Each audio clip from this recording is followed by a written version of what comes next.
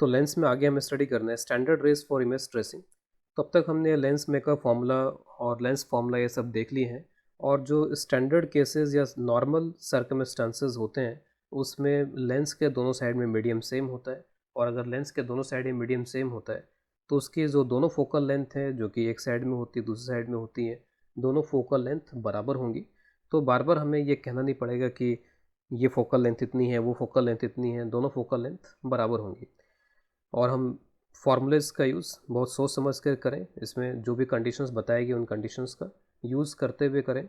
और ज़्यादातर केसेस वैसे नॉर्मल सर्कमस्टेंसेस की होंगे, लेकिन फिर भी अगर कुछ अलग सर्कमस्टेंसेस आती हैं तो जो भी अब तक डिस्कस किया उसका ध्यान रखा जाए। तो स्टैंडर्ड रेज, जैसे पहले भी स्फेरिकल मिरर में इस तरीके का टर्म आया था, स्टैंडर्ड रेज का मतलब है कि वो रेज जिनके बारे में हमको आइडिया होता है कि इनका रिफ्रैक्शन होने के बाद में या रिफ्लेक्शन होने के बाद में क्या होगा। तो यहाँ पर क्योंकि हम लेंसेज की बात कर रहे हैं तो रिफ्रैक्शन की बात होगी यहाँ पे। पहले मैं यहाँ पे कॉन्वेक्स लेंस के लिए बात कर लेता हूँ। तो कॉन्वेक्स लेंस और ये सब रे डायग्राम ड्रॉ करने के लिए बहुत ज़रूरी होते हैं कि हमें पता हो स्टैंडर्ड रेज। तो अगर इस तरीके का कॉन्वेक्स लेंस अगर हमें दिया गया है तो कॉन्वेक्स लेंस हम अज्यूम कर रहे हैं कि दोनों साइड में यहाँ पर सेम मीडियम है। ज़्यादातर केसेस में वो एयर होता है तो सेम मीडियम है दोनों साइड में, फोकल लेंथ वगैरह दोनों साइड से इक्वल है यहाँ पे। और एक बार जब मुझे इसके फोकल लेंथ वगैरह पता चल गई तो उसके बाद में अब ये लेंस चाहे इस तरीके का हो चाहे कैसा भी हो, हमें पता होना चाहिए इसका नेचर कि वो कन्वर्जिंग है कि डाइवर्जिंग है।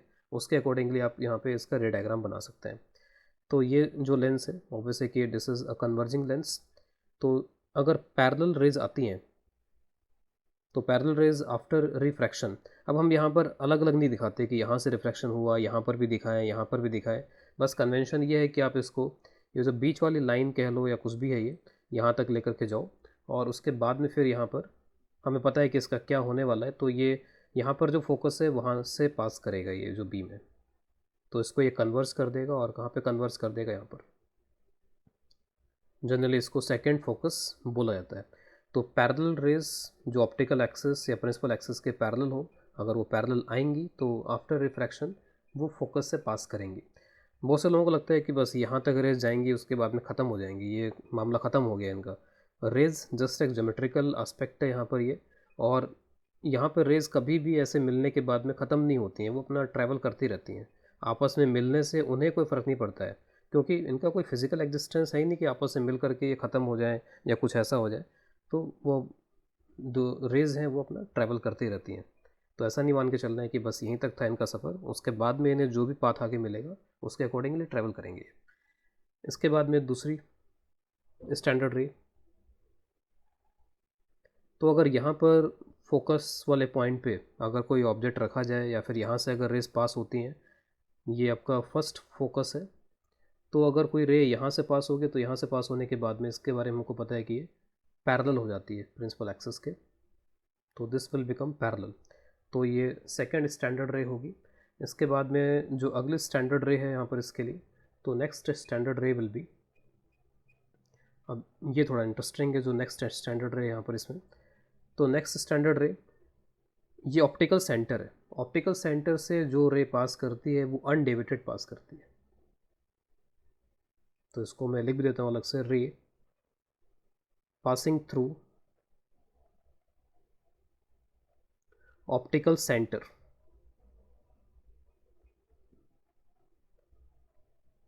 पास अनडेविएटेड। इसमें किसी तरीके का कोई डेविएशन यहाँ पर नहीं लिया जाता है, यानी बिल्कुल स्ट्रेट यहाँ से पास करके इस तरीके से। इसके पीछे एक छोटा सा एक लॉजिक देख सकते हैं कि ऐसा क्यों हो रहा है यहाँ पर ये।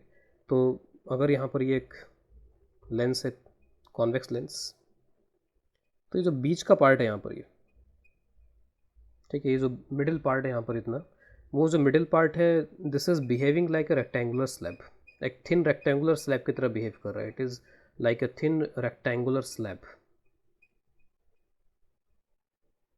और रेक्टेंगुलर स्लैब के लिए हमें एक बार याद कर लेना चाहिए जो हमने पहले पढ़ रखा है। तो रेक्टेंगुलर स्लैब जो भी रेज यहाँ पर आती हैं तो फाइनली जब वो उसी मीडियम में निकलती हैं तो लेटरली शिफ्ट हो जाती हैं, यानी कि इसमें और इसमें कोई एक तरीके का डायरेक्शन का गैप नहीं है, दोनों पैरेलल हैं एक दूसरे के, लेकिन बस एक लेटरल शिफ्ट यहाँ पर आ जाता है।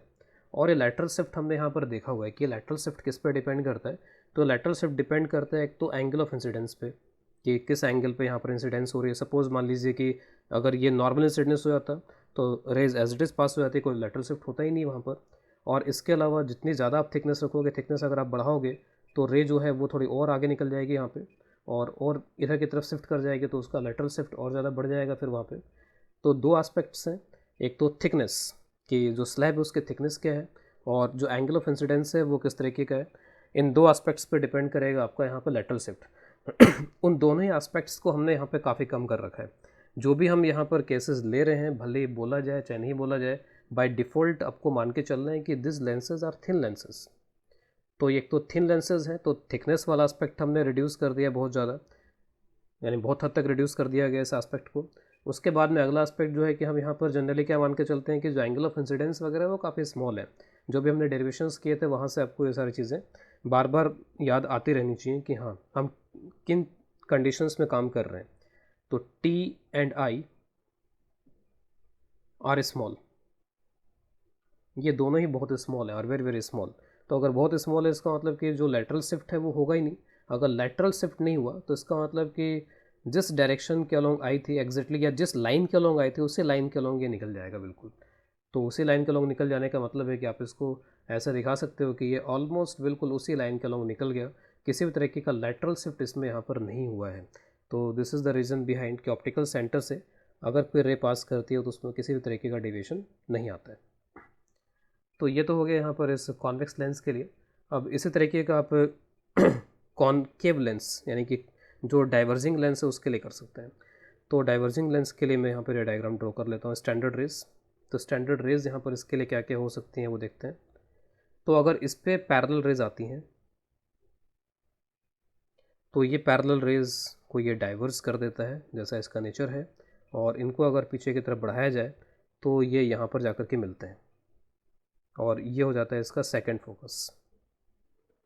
तो एक तो ये रेजें पैरेलल आएंगे तो वो इस पॉइंट से डाइवर्ज होते हुए अपीयर होंगी। फिर उसके बाद में सेकंड नंबर पे स्टैंडर्ड रेज में अगर कोई रेज इस तरीके से आती हैं, ऑब्वियस है कि आ तो इस तरीके से कन्वर्ज होकर के आना चाह रही थी, कन्वर्जिंग बीम था ये, लेकिन इसके रहने की वजह से ये एज इट इज़ इस तरीके से नहीं जा सकते हैं। तो ये कुछ ऐसे यहाँ पे कन्वर्ज होने वाले थे, और सपोज़ ये कहाँ पे कन्वर्ज होने वाले थे, कहाँ पे इनका टारगेट था, तो यहाँ पे फोकस था इनका। तो ये फोकस पॉइंट था, लेकिन यहाँ पर पहुँच नहीं पाएंगे और रिफ्रैक्शन के बाद में ये ऐसे पैरेलल निकल जाएंगे। तो this will pass like this. फिर उसके बाद में थर्ड नंबर, तो जैसे उसमें तीन है वैसे ही तीन यहाँ पर भी आएंगे। इसके भी ऑप्टिकल सेंटर की वही खासियत होगी, यहाँ से जो रे गुजरेगी वो एज इट इज़ यहाँ से गुजर जाएगी, उसमें किसी भी तरीके का डेविएशन नहीं आएगा। तो रे passing through the optical centre, चाहे कॉन्वेक्स लेंस हो चाहे कॉन्केव लेंस हो, दोनों ही सिचुएशन के अंदर कोई डेविएशन यहाँ पर इसमें नहीं दिख रहा है इसमें। मैं एक सैम्पल डायग्राम यहाँ पर रे डायग्राम एक सिचुएशन के लिए बना के इसमें दिखा देता हूँ। तो सपोज़ हमें एक लेंस दे दिया गया है, उस लेंस के लिए आपको पता है कि फोकस दोनों साइड में होता है, तो फोकस इधर भी है फोकस इधर भी है। अब बार बार F1 F2 लिखने की ज़रूरत नहीं, आप F लिख के काम चला सकते हो, क्योंकि आपको पता है कि दोनों फोकल लेंथ बराबर है। अगर अलग अलग होती तब अलग अलग दिखाना होता, और अलग अलग के लिए क्वेश्चन इस तरीके से बनते भी नहीं हैं। यानी स्टैंडर्ड केसेस यही होते हैं जहाँ पर दोनों साइड में मीडियम सेम हो, तो medium on both sides are equal. और जैसे जब हम लोग पहले डायग्राम बनाया करते थे, तो मिरर के लिए जब डायग्राम बनते थे तो उसमें ये होता था कि एक F वाला पॉइंट दिखा दिया जाता था और उसके बाद में एक सेंटर ऑफ कर्वेचर का पॉइंट दिखा दिया जाता था, और ये बोला जाता था कि ये डिस्टेंस अगर r के बराबर है तो ये डिस्टेंस r/2 हो जाएगा। तो वैसा यहाँ पर बिल्कुल भी नहीं है। यहाँ तो खुद ये जो सरफेस है इसका हो सकता है कि R2 हो, ये जो सरफेस हो सकता है कि इसका R1 हो, और उस R1 R2 में इस फोकल डिस्टेंस का कोई डायरेक्ट रिलेशन नहीं है कि r/2 हो जाएगा या ऐसा हो जाएगा। हमने पहले फॉर्मूलेस देखे हुए हैं कि जो लेंस मेकर फॉर्मूला आता है वो कुछ इस तरीके का आता है, 1/f is equal to mu relative minus 1/r1 minus 1/r2, कुछ इस टाइप का आता है यहाँ पर ये। तो कोई इस तरीके का डायरेक्ट रिलेशन नहीं है कि r/2 हो जाएगा या क्या हो जाएगा यहाँ पर। तो यहाँ पर कोई वैसा C वाला पॉइंट हम नहीं दिखा पाएंगे। तो बहुत से लोगों के माइंड में कुछ चलता रहता है कि यहाँ पर जैसे होता था उस तरीके का यहाँ पर भी हो जाएगा, वैसा नहीं है। लेकिन क्योंकि फार्मूलेज वैसे ही हैं यहाँ पर, जो आप मिरर फार्मूले लेंस फार्मूले देखते हो वो करीब करीब आप मान के चलो कि वही है ऑलमोस्ट ये फॉर्मूलेज, वहाँ पे बस प्लस था, यहाँ माइनस है। तो कुछ उसी तरीके के यहाँ पर भी आंसर्स आ जाएंगे जैसे वहाँ पर आते थे।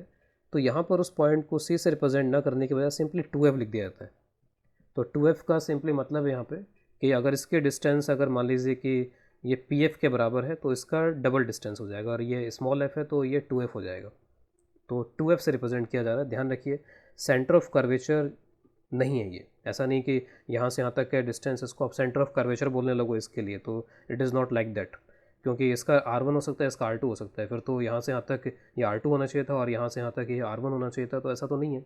तो इसका जरूर ध्यान रखें इसमें। और सपोज़ यहाँ पर एक ऑब्जेक्ट मैं ले रहा हूँ और वो ऑब्जेक्ट यहाँ कहीं पे रखा हुआ है।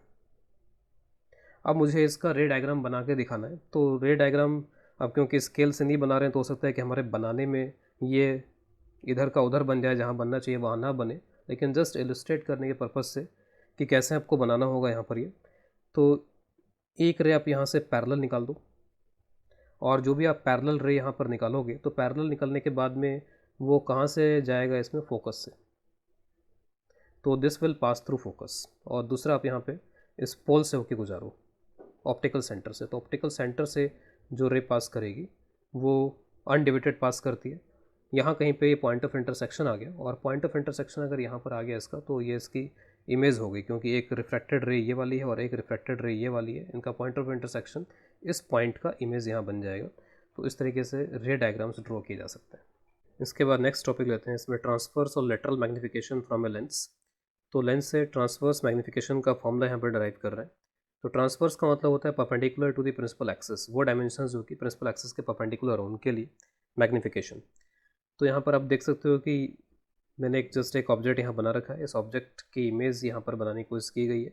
एक रे पैरेलल ड्रॉ की गई है जो कि फोकस से पास हो रही है, दूसरी रे यहाँ पर ड्रॉ की गई है जो कि ऑप्टिकल सेंटर से पास हो रही है अनडिविटेड, वो यहाँ पर मिल गए और यहाँ मिल गए। तो ये जो पॉइंट है इस पॉइंट की इमेज यहाँ पर मिल जाएगी इसमें। अब इसके बाद में मैग्नीफिकेशन के लिए मैं ये ट्राइंगल लेता हूँ, ये जो ट्राइंगल यहाँ बन रहा है, और उसके बाद में ये जो ट्राइंगल यहाँ बन रहा है इसमें, ये ट्राइंगल दोनों सिमिलर ट्राइंगल होंगे। तो this triangle and this triangle are similar triangle. तो सिमिलरिटी का आप इसमें यहाँ पे यूज़ कर सकते हो, और सिमिलरिटी से H I divide by S naught में लिख देता हूँ यहाँ पे। तो H I by S naught this is equal to, तो क्योंकि पहले ये लिया गया तो यहाँ पर ये v हो जाएगा और यहाँ पे ये u हो जाएगा, तो v बाई यू। अब इसमें आप साइन कन्वेंशन अप्लाई कर दो। तो अगर मैं इसमें साइन कन्वेंशन अप्लाई करके फाइनल फार्मूला यहाँ पर लिखूँ इसमें आगे, तो आफ्टर अप्लाइंग साइन कन्वेंशन, तो साइन कन्वेंशन के अकॉर्डिंग ये जो एच आई है वो नेगेटिव है, तो minus H I. S not positive है क्योंकि अबव है यहाँ पर ये। फिर जो v है, क्योंकि इंसिडेंस इस डायरेक्शन में हो रहा है तो ये पॉजिटिव डायरेक्शन हो जाएगा यहाँ पे इंसिडेंस का डायरेक्शन। तो पोल से ऑप्टिकल सेंटर से यहाँ तक का जो डिस्टेंस आप मेज़र करोगे v, वो पॉजिटिव होगा, तो v इज़ पॉजिटिव। लेकिन क्योंकि यहाँ से उधर जाके मेज़र करना पड़ेगा u को, तो ये u नेगेटिव होगा, तो माइनस ही हो जाएगा। तो यहाँ से आ गया H I by S naught, this is equal to v by U. दोनों माइनस, इधर का माइनस इधर का माइनस कैंसिल हो जाएंगे। तो मैग्नीफिकेशन m जो यहाँ पर डिफाइन किया जाता है वो हमेशा H I by S not होता है, और वो जो है यहाँ पर किसके बराबर आ जा रहा है, v बाई यू। तो आप इस तरीके से इस फॉर्मूले को याद रखो। इसके अलावा आप ये अगर फॉर्मूला यहाँ पे मिरर फॉर्मूला लगाए तो 1/v, सॉरी जो लेंस फॉर्मूला अगर वो आप उसको यूज़ कर लेते हो, तो यहाँ से जो v है वो इतना आ जाएगा U F divided by u plus F, और यहाँ से v बाई यू का एक answer f divided by u plus F भी हो जाएगा। तो इसमें आप एक और भी ऐड कर सकते हो v के अलावा, अगर सिंपली f और u के टर्म्स में लिखना है तो f divided by u plus f. तो this is the transverse magnification formula. Next ले रहे हैं आगे लॉन्गिट्यूडनल मैग्नीफिकेशन। तो ये टर्म भी पहले भी कई बार आया हुआ है। तो लॉन्गिट्यूडनल का मतलब होता है जो प्रिंसिपल एक्सिस के अलॉन्ग ऑब्जेक्ट रखे हुए हैं, जो डायमेंशंस प्रिंसिपल एक्सिस के अलॉन्ग है उसके लिए। तो लॉन्गिट्यूडनल मैग्नीफिकेशन का जो फॉर्मूला होता है that is length of image divided by length of object. और अगर इन जनरल इसको बताना है तो अगर ऐसा ऑब्जेक्ट है जिसके दो पॉइंट्स हैं ए और बी जो कि प्रिंसिपल एक्सिस पर है, तो यहाँ पर आप इमेज के कोऑर्डिनेट निकाल लो इनके वी माइनस वी, और इनके ऑब्जेक्ट के कोऑर्डिनेट्स, इनको अगर आप डिफरेंस लेकर के इनको डिवाइड करो तो लेंथ डिवाइड हो जाएगी और उससे आंसर आ जाएगा। तो एक तो तरीका यहाँ पर ही है, लेकिन अगर स्मॉल ऑब्जेक्ट्स हैं तो स्मॉल ऑब्जेक्ट्स के लिए से पहले भी आया हुआ है कि डिफरेंशिएशन भी हम यहाँ पर यूज़ कर सकते हैं। तो फॉर स्मॉल लेंस तो ज़्यादातर ये जो क्वेश्चंस दिए जाते हैं फॉर स्मॉल लेंथ के लिए देते हैं, तो for small lengths 1/v minus 1/u is equal to 1/f. Just differentiate this formula. तो डिफ्रेंशिएटिंग, तो 1/v का डिफ्रेंशिएशन हो जाएगा -dv/v², और माइनस माइनस यहाँ प्लस हो जाएगा तो du/u² और फोकल लेंथ का डिफ्रेंशिएशन विल बी 0। यहाँ से dv, तो जैसे v का डिफरेंस यहाँ पे आ रहा है तो ये भी v का डिफरेंस ही है, बस वो छोटा डिफरेंस है तो dv आ रहा है, और यहाँ पे ये du v²/u², एक तरीके से जो आपने m यहाँ पे कैलकुलेट कर रखा है ट्रांसवर्स वाला, m² यहाँ पर है, और इसमें ये आंसर पॉजिटिव आ रहा है। पॉजिटिव आने का मतलब है कि कोई लैटरल इन्वर्जन यहाँ पर इस लॉन्गिट्यूडनल मैग्नीफिकेशन में नहीं होगा। इसके बाद नेक्स्ट टॉपिक ले रहे हैं न्यूटन्स फार्मूला, और ये फार्मूला पहले भी स्फेरिकल मिरर के केस में भी आया हुआ है और वैसे ही यहाँ पर भी निकल करके आ जाएगा। तो वहाँ पर हमने फार्मूला डायरेक्ट किया था x1 x2 is equal to f², कुछ वैसे यहाँ पर भी है। तो सपोज़ मैंने एक यहाँ पे एक ऑब्जेक्ट दिखा रखा है, इस ऑब्जेक्ट की इमेज यहाँ पर बन रही है और उसके लिए मैंने दो रेज़ का यूज़ किया है, एक जो इस पॉइंट से पैरेलल जा रही है, पैरेलल जाने के बाद में वो फोकस से होकर के पास हो रही है यहाँ पर, और दूसरी जो रे है अगर वो फोकस से होकर के गुजर रही है तो फोकस से होकर गुजरने के बाद में फिर वो पैरेलल हो जाएगी। तो इन दो रेज़ का यूज़ करते मैंने इसका डायग्राम बनाया, इमेज बनाई है, इसकी इमेज ट्रेस करी मैंने इसकी। अब उसके बाद में ये जो x1 डिस्टेंस है, x1 डिस्टेंस ऑब्जेक्ट का फ्रॉम फोकस है, और ऑब्वियसली ये तो फोकल लेंथ है यहाँ पर, यही फोकल लेंथ है यहाँ पर इसमें, और ये जो x2 डिस्टेंस है वो फोकस वाले पॉइंट से इस इमेज के डिस्टेंस है। तो आप देख सकते हो कि ये ट्राइंगल और ये ट्राइंगल दोनों सिमिलर ट्राइंगल है। तो इन दोनों ट्राइंगल से अगर मैं यहाँ पर लिखूँ तो ये जो हाइट है वो ए बी के बराबर है, और ये जो हाइट है आप यहाँ से देख सकते हो कि जितनी इसकी हाइट है उतनी ही इसकी भी हाइट यहाँ पर होगी इसमें। तो मैं I am writing it as A B divided by A dash B dash, यानी एक बार मैंने इसे लिया फिर इसे लिया, तो इसका मतलब है कि पहले x1 को आपको लेना पड़ेगा, तो x1 डिवाइडेड बाई f, एक तो ये आ जाएगा, और फिर उसके बाद में ये ट्राइंगल और ये ट्राइंगल ये दोनों भी यहाँ पर सिमिलर ट्राइंगल्स हैं, तो इन दोनों का यूज़ करते हुए ये जो हाइट है आप देख सकते हो कि this height is equal to A B, और ये ए डैश बी डैश है तो A B divide by A dash B dash, ठीक है। और ये जो होगा क्योंकि ए बी मैंने पहले लिखा तो यहाँ पर ये डिस्टेंस आ जाएगा, और ये डिस्टेंस किसके बराबर है, एफ़ के बराबर, तो दिस इज़ एफ़। और उसके बाद में इस ट्राइंगल के अंदर ये वाला डिस्टेंस आ जाएगा, ये है x2 के बराबर, तो x2 फोकस से इमेज का डिस्टेंस है। इन दोनों का आप क्रॉस मल्टीप्लिकेशन कर लो इनका, तो x1 x2 this is equal to f², और a b upon a dash B dash मैंने जस्ट यहाँ पर उल्टा लिखा है इसको, अगर मैं a dash B dash divide by a b लिखता है इसको, जस्ट एक बार मैं इसको लिख भी देता हूँ, तो a dash B dash divide by अगर मैंने ए बी लिखा होता तो एक तरीके से मैग्नीफिकेशन भी है यहाँ पर, दिस इज़ ऑल्सो मैग्नीफिकेशन, एक तरीके से हाइट ऑफ इमेज है और एक तरीके से हाइट ऑफ ऑब्जेक्ट है। मैग्नीट्यूड वाइज आप बोल दो कि magnitude wise this is the magnification, ये मैग्नीफिकेशन का मैग्नीट्यूड है यहाँ पर ये, और एक तरीके से ये v/u सब मैं मॉड लिख देता हूँ जिससे नेगेटिव का चक्कर नहीं रहे। और उसके बाद में आप देख सकते हो कि ये भी उल्टे हो जाएंगे, f/x1, और यहाँ पर आ जाएगा यहाँ पर ये x2/f। तो ये जो रिलेशन है बड़ा इंपॉर्टेंट हो सकता है डिफरेंट क्वेश्चंस में। तो इसके बाद में मैं यहाँ पर एक चार्ट यहाँ पर टेबल एक दिखा रहा हूँ इसमें, और इस टेबल में एक साइड में एक कॉलम में यहाँ पर लिखा हुआ है पोजीशन ऑफ ऑब्जेक्ट, फिर उसके बाद में nature and position of image, और उसका एक अप्रोक्सीमेट रे डायग्राम यहाँ पर दिखाया जा रहा है। ये जो टेबल है वो मैं दिखा रहा हूँ यहाँ पे कॉन्वेक्स लेंस के लिए, और इसी तरीके का एक चार्ट टेबल मैंने पहले भी स्फेरिकल मिरर के केस में भी दिखाया था, और कुछ वैसे यहाँ पर है, कुछ उसी तरीके के रिजल्ट्स यहाँ पर भी हैं। और जो भी यहाँ पर ये ऑब्जेक्ट हैं वो सभी रियल ऑब्जेक्ट हैं, इसका ध्यान रखेंगे, रियल ऑब्जेक्ट के लिए ही यहाँ पर ये चीज़ हम याद रखेंगे, बाकी वर्चुअल होगा तो उसके लिए हम कैलकुलेशंस वगैरह करेंगे। तो अगर रियल ऑब्जेक्ट इन्फिनिटी पर रखा हुआ तो इन्फिनिटी से जैसे अगर रेज आती हैं तो यहाँ पर इमेज जो बनती है वो रियल, इन्वर्टेड और डिमिनिस्ड बनती हैं, सभी को पता होगा अगर इन्फिनिटी से रेज आती हैं। अगर इन्फिनिटी से लेकर के 2f के बीच में है, यानी कि किसी फाइनाइट डिस्टेंस पर है, 2f वाला पॉइंट है सपोज, तो 2f से जस्ट बियॉन्ड है यहाँ पर, इधर की तरफ ये फाइनाइट डिस्टेंस पर है यहाँ पर, तो इस केस में इसकी जो इमेज बनती है वो f और 2f के बीच में बनती है।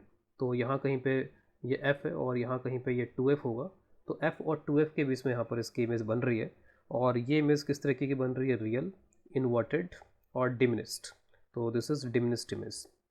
अगर आप एग्जैक्टली 2f पर रख दो तो 2f पर अगर आप रखोगे तो जो इमेज मिलेगी वो भी 2f पे मिल जाएगी, वो रियल होगी, इन्वर्टेड होगी और इक्वल होगी। जैसे पहले सेंटर ऑफ कर्वेचर पर रखते थे तो सेंटर कर्वेचर मिलती थी, वैसे ही यहाँ पे 2f है, तो सेंटर ऑफ कर्वेचर का जो रिप्लेसमेंट है 2f है। और वहाँ पे क्या होता था, सब कुछ इसी साइड में हुआ करता था, रियल ऑब्जेक्ट, रियल इमेज सभी इस साइड में लाइक किया करते थे। यहाँ पर क्या है कि आपका रियल ऑब्जेक्ट तो इधर लाइक करेगा लेफ्ट में, और जो रियल ऑब्जेक्ट है वो रिफ्रैक्टेड वाले पार्ट में लाइक करेगा, रियल इमेज। तो रियल ऑब्जेक्ट इधर होगा, रियल इमेज उधर की तरफ होगा। और मिरर के केस में दोनों इधर होते थे, रियल ऑब्जेक्ट, रियल इमेज। अब उसके बाद में थोड़ा और आगे बढ़ते हैं। अब आप पैटर्न भी देख सकते हो कि पहले इन्फिनिटी पे रखा तो यहाँ पर इस फोकस पे बन रही इमेज यहाँ पर इसमें, फिर उसके बाद में आप और उसको नज़दीक लेकर के आ रहे हो। जब आप उसको नज़दीक लेकर के आ रहे हो, यहाँ कहीं फाइनाइट डिस्टेंस पे ले आए, तो फिर वो फोकस से थोड़ा आगे खिसक के यहाँ पर इमेज बन गई उसकी। आप फिर 2f पे लेकर के आ गए तो इसको आपने बढ़ाया, 2f पे पहुँचा दिया, 2f पहुँचाया तो वो भी थोड़ा आगे बढ़ के 2f पे पहुँच गया। फिर आप अब और आगे बढ़ा रहे हो इसको, तो 2f से f के बीच में ले आए, 2f से f के बीच में ले आए तो फिर यहाँ पर जो इमेज है वो f और 2f से आगे निकल जाती है। और इस केस में इन लास्ट यानी कि जो मैग्नीट्यूड ऑफ मैग्निफिकेशन है वो एक से बड़ा हो जाता है। यहाँ पर इसमें इन्वर्टेड इमेज बनती है, रियल इमेज बनती है यहाँ पर। तो 2f के बियॉन्ड इमेज यहाँ पर बन रही है इसमें। एक पैटर्न आप देख सकते हो कि जैसे जैसे आप इस डायरेक्शन में ऑब्जेक्ट को आगे बढ़ाते जा रहे हो, तो जो इमेज है वो भी इसी डायरेक्शन में आगे चलते चलते यहाँ पर बढ़ती जा रही है। अब f पे अगर आप कर दोगे यहाँ पे, तो जैसे जैसे आप आगे बढ़ते जाओगे तो ये जो है वो बढ़ के पॉजिटिव वाले इन्फिनिटी पे पहुँच जाएगा। तो f के जस्ट आप इधर रहोगे अगर, तो f माइनस पे अगर आप रहते हो, f के जस्ट पहले, f माइनस का मतलब है कि f के जस्ट पहले, तो उधर प्लस इन्फिनिटी पे इमेज बन जाएगी। लेकिन f को जैसे आप क्रॉस करके f प्लस पे आते हो, थोड़ा सा f से आगे बढ़ जाते हो, इसका मतलब है तो आप जो इमेज है वो और आगे तो नहीं जा सकती उस डायरेक्शन में, वो अब इधर चली जाती है और इधर जा कर के माइनस इन्फिनिटी पे आती है। उसके बाद में जब आप और आगे बढ़ाते हो तो इस माइनस इन्फिनिटी से इधर की तरफ यहाँ पर ये चलनी स्टार्ट होती है। तो f पे रखेंगे तो रियल इन्वर्टेड और इनलार्ज्ड, बहुत हाईली इनलार्ज्ड इमेज बनती है इसकी between pole and focus, pole optical centre. तो ऑप्टिकल सेंटर और फोकस के बीच में अगर यहाँ पे कहीं पे इसको रखते हैं इसमें, तो उस केस में इधर इमेज नहीं बन पाती, इमेज जो है वो इधर बनती है इसमें, और ये वर्चुअल इमेज होती है इसकी। तो this is virtual image, erect होती है और इनलार्ज होती है यहाँ पर ये। मैग्निफिकेशन के साइन यहाँ पर कैसे आएंगे इसमें, तो मैग्निफिकेशन का साइन आप देख सकते हो, v पॉजिटिव है और यहाँ पे u नेगेटिव है। तो इन सभी में जहाँ पर भी रियल इमेजेस बन रही है, मैग्निफिकेशन हमेशा नेगेटिव ही आता है। तो जहाँ पर भी रियल इमेजेस बन रही है, मैग्निफिकेशन इज़ ऑलवेज नेगेटिव, और जहाँ पर वर्चुअल इमेज बन रही है, मैग्निफिकेशन हमेशा पॉजिटिव आएगा। और जो रियल इमेज बनती है वो हमेशा इन्वर्टेड बनती है, इसको आप हमेशा ध्यान रखो। तो कुछ यहाँ पर कंक्लूजन है जो कि मिरर के लिए, इसके लिए, सबके लिए वैलिड है। Real image is always inverted, real image जब भी बनेगी यहाँ पर इन्वर्टेड बनेगी। लेंसेज के केस में सपोज अगर यहाँ पे ये, अगर ये लेंस रखा है, जस्ट मैं बस ऐसे ही बना के दिखा देता हूँ कि ये लेंस कैसा भी लेंस हो सकता है। यहाँ पर ये लेंस के लिए ये रियल ऑब्जेक्ट का रीज़न है और रियल इमेज का यहाँ पर ये रीज़न है। तो जो भी रियल ऑब्जेक्ट होंगे वो इस रीजन में होंगे, जो भी रियल इमेजेस होंगी वो इस रीजन के अंदर होगी। लेकिन अगर ये मिरर है, मिरर का मतलब स्फेरिकल मिरर है, तो स्फेरिकल मिरर के लिए ये रियल ऑब्जेक्ट का रीज़न होगा और जो रियल इमेज का रीज़न होगा वो भी इधर की तरफ ही होगा। अगर इधर इमेज बनती है तो फिर वो वर्चुअल इमेज होगी, अगर इधर इमेज से बनती है तो वो वर्चुअल इमेज होगी यहाँ पे। तो इस तरीके से यहाँ पे लेंसेज के केस में, क्योंकि लेंस में रिफ्रैक्शन के थ्रू इमेज बननी चाहिए, और रिफ्रैक्ट होकर के अगर यहाँ से रेज आ रही हैं तो वो उधर पहुँचेंगे, उधर मिलना चाहिए, तब जाकर के आप बोलोगे रियल इमेज बन रही है। मिरर के केस में रिफ्लेक्शन होगा, रिफ्लेक्शन के बाद में रेज वापस आ जाएंगी, वापस आ जाएंगे। अगर इधर की तरफ अगर वो उनका इंटरसेक्शन पॉइंट आता है तो वो एक तरीके से डॉटेड लाइन यानी कि एक्सटेंशन का ही इंटरसेक्शन पॉइंट होगा। तो इस तरीके से यहाँ पे मिरर और लेंस में यहाँ पर ये आएगा। और ये जो कंक्लूजन है ये दोनों के लिए वैलिड है, real image is always inverted और वर्चुअल इमेज जब भी बनती है वो इरेक्ट होती है। तो virtual image is always erect. इनमें आप ये ध्यान रखो कि जो इनलार्ज्ड इमेजेस हैं वो कब बन रही है यहाँ पे, तो जब आप 2f का रीजन क्रॉस कर जाते हो, f और 2f के बीच में आते हो, फिर f के आगे जाते हो, तो यहाँ पर इनलार्ज्ड इमेज बनती है। ये बिल्कुल वैसे जैसे कॉनकेव मिरर के केसेस में आता था, जो चीज़ें वहाँ पे कॉनकेव मिरर के लिए हुआ करती थी वो चीज़ें यहाँ पर एक तरीके से कॉन्वेक्स लेंस के लिए हो रही हैं। जस्ट एक दूसरे का रोल इंटरचेंज कर लिया, वहाँ पे कॉनकेव मिरर और यहाँ पर ये कॉन्वेक्स लेंस में वो बातें आ रही हैं। अगर कॉनकेव लेंस के सामने यहाँ पर अगर कोई रियल ऑब्जेक्ट रखा जाए, तो रियल ऑब्जेक्ट जब भी कॉनकेव लेंस के सामने रखा जाएगा, तो जैसे मैंने इसकी यहाँ पर एक तरीके से ये बना रखी है इसमें इमेज ट्रेसिंग का डायग्राम। तो सपोज़ यहाँ पर ये पैरेलल रे यहाँ पे ड्रॉ किया गया है, उसके बाद में फिर वो यहाँ से डाइवर्स कर जाता है। डाइवर्स करने के बाद में अगर आप उसको पीछे की तरफ एक्सटेंड करो तो फोकस से पास होता हुआ दिखाई देगा। फिर इसके बाद में एक रे मैंने ऑप्टिकल सेंटर से पास करा दी जो कि अनडिविटेड पास हो जाएगी यहाँ पर, और इनका कोई भी इंटरसेक्शन इस रीजन के अंदर नहीं आ सकता है। तो इसको बैकवर्ड इधर जब एक्सटेंड किया गया तब इसके साथ में इसका इंटरसेक्शन पॉइंट आता है, और वो इंटरसेक्शन पॉइंट जहाँ पर भी आता है वहाँ पे इनकी इमेजेस बन जाएंगी। तो इमेज किस तरीके की बन रही है, यहाँ पे वर्चुअल इमेज बन रही है और इरेक्ट बन रही है। तो हमेशा यहाँ पर ऐसा ही होगा। तो it always forms virtual diminished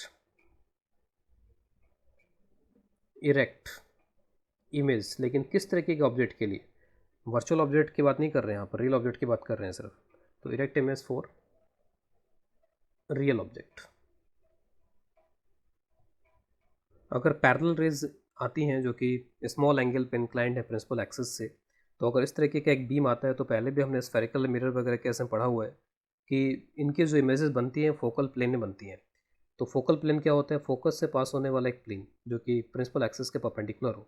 तो this is a focal plane for this lens, this is focal plane, और जो इमेज बनेगी वो फोकल प्लेन में बनेगी। सपोज ये थीटा एंगल पे इंसिडेंट हो रहा है यहाँ पर, ये तो जो यहाँ ऑप्टिकल सेंटर से पास हो रही है वो तो अनडिविटेड पास हो जाएगी, तो वो कहीं यहाँ कहीं पहुँच जाएगी, और बाकी भी इसी पॉइंट पे आकर के इंटरसेक्ट करेंगे अगर स्मॉल एंगल पे इंसिडेंट हो रहा है।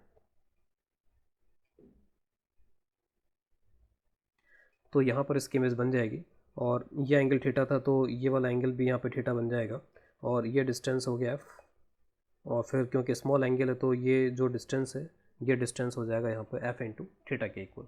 इसके बाद नेक्स्ट हम यहाँ पे ले रहे हैं पावर ऑफ लेंस। तो power of lens P is equal to 1/f, इस तरीके से डिफाइन किया जाता है इसको।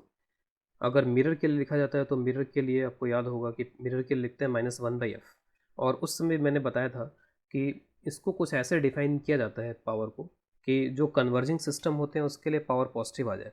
जैसे वहाँ पे कॉनकेव मिरर कन्वर्जिंग था, उसके फोकल लेंथ नेगेटिव हुआ करती थी, तो नेगेटिव नेगेटिव मिलके फिर वो पॉजिटिव हो गया था, तो उस कॉनकेव मिरर की पावर पॉजिटिव हो गई थी। यहाँ पर ये पहले से कोई माइनस नहीं लगाया जा रहा है, क्योंकि जो कॉन्वेक्स लेंस होता है, कॉन्वेक्स लेंस क्योंकि कन्वर्जिंग होता है उसकी फोकल लेंथ पॉजिटिव होती है, तो फोकल लेंथ ऑलरेडी उसकी पॉजिटिव है, तो यहाँ पे पहले से माइनस लगाने की ज़रूरत नहीं थी।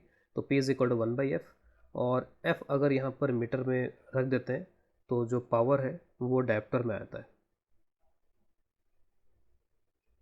विद सिंबल कैपिटल D यहाँ पर हो जाएगा इसमें। तो फॉर कन्वर्जिंग, हमेशा कन्वर्जिंग के लिए ये डिफाइन इस तरीके से हो रहा है, कन्वर्जिंग के लिए power is positive, for diverging power is negative. कई बार ऐसा होता है कि जो आपका लेंस है वो लेंस किसी दूसरे सराउंडिंग में रखा होता है, एयर नहीं होती है वहाँ पे, तो अगर जो लेंस है सराउंडिंग का मीडियम, जैसे मान लीजिए यहाँ पे म्यू सराउंडिंग म्यू एस अगर है यहाँ पर इसमें, तो इस केस में जो पावर है वो ऐसे लिखी जाएगी, power in case of medium this is equal to, तो ऊपर सराउंडिंग का जो रिफ्रैक्टिव इंडेक्स है वो आ जाएगा, और फोकल लेंथ आपको सराउंडिंग के हिसाब से कैलकुलेट करनी पड़ेगी, और फोकल लेंथ क्या आएगी यहाँ पर 1/fs इज इक्वल टू, तो mu lens divide by mu surrounding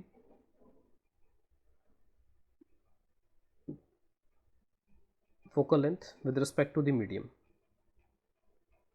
तो 1/f मीडियम, तो म्यूएल बाई म्यू एस, ये तो म्यू रिलेटिव हो गया -1, और जो ये फॉर्मूला है पूरा लगा देंगे 1/r1 माइनस 1/r2, तो उससे ये विद रिस्पेक्ट टू मीडियम जो फोकल लेंथ है वो आ जाएगी, और ऊपर यहाँ पे म्यू एस का एक टर्म आएगा। तो पावर अगर मीडियम में डिफाइन करनी हो तो इस तरीके से होगी। इसके अलावा समटाइम्स जो डायग्राम बनाते हैं, डायग्राम में कॉन्वेक्स और कॉनकेव लेंस इस तरीके से ना बनाने के बजाय उसका एक सिम्बॉलिक रिप्रेजेंटेशन कर दिया जाता है। तो कन्वर्जिंग लेंसेज के लिए जो सिम्बॉलिक रिप्रेजेंटेशन है वो ये है।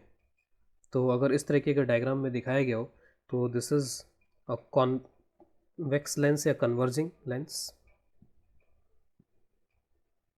और अगर इस तरीके का डायग्राम दिखाया गया हो तो this is a diverging lens.